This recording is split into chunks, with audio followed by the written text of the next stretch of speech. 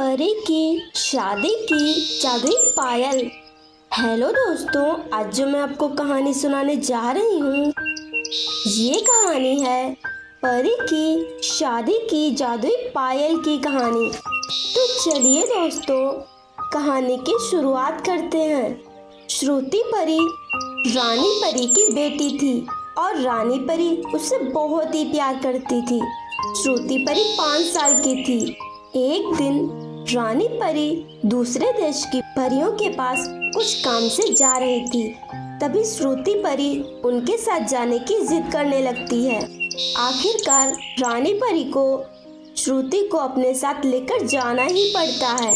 फिर जब वह काम खत्म करके वापस आ रही थी तो उन्हें लगा कि श्रुति उनके पीछे आ रही है, पर वो तो दूसरे देश में ही रह गई थी क्योंकि वह वहाँ खेलने में ही लग गई थी और रानी परी के साथ जाने के बारे में तो भूल ही गई थी।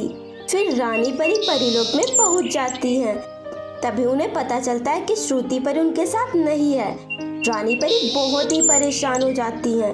वे कुछ परियों को श्रुति परी को ढूंढने के लिए भेजती हैं, पर सभी परियां निराश होकर वापस आ जाती हैं। इधर श्रुति परी रोते हुए भटक रही थी। तभी वहाँ एक परी आती है और कहती है, बेटी तुम यहाँ क्यों रो रही हो? मैं खो गई हूँ। मुझे नहीं पता कि मेरी माँ कहाँ रहती है। जब वो जा रही थी तो मैं यहाँ खेलने में लग गई और वे निकल गई। उन्हें तो पता भी नहीं है कि मैं कहाँ हूँ।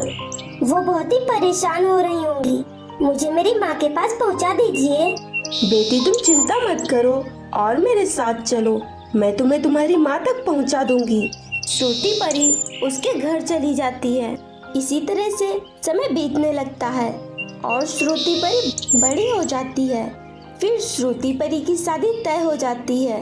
एक दिन उसकी माँ उसके लिए बहुत सारा सामान लाती है। उसमें पायल भी शामिल थी।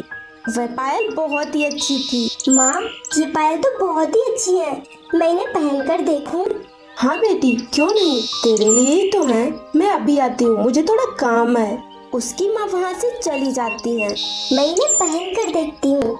वह जैसे उन पायल को पहनने लगती है तभी वह पायल उसके हाथ से निकल जाती है और हवा में उड़ने लगती हैं और कहती हैं, श्रुति परी, मुझे तुम्हारा ही इंतजार था।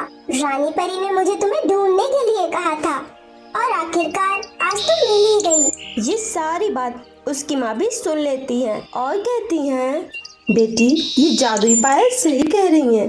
रानी परी ही तुम्हारी माँ होंगी। माँ, ये अब क्या कह रही है?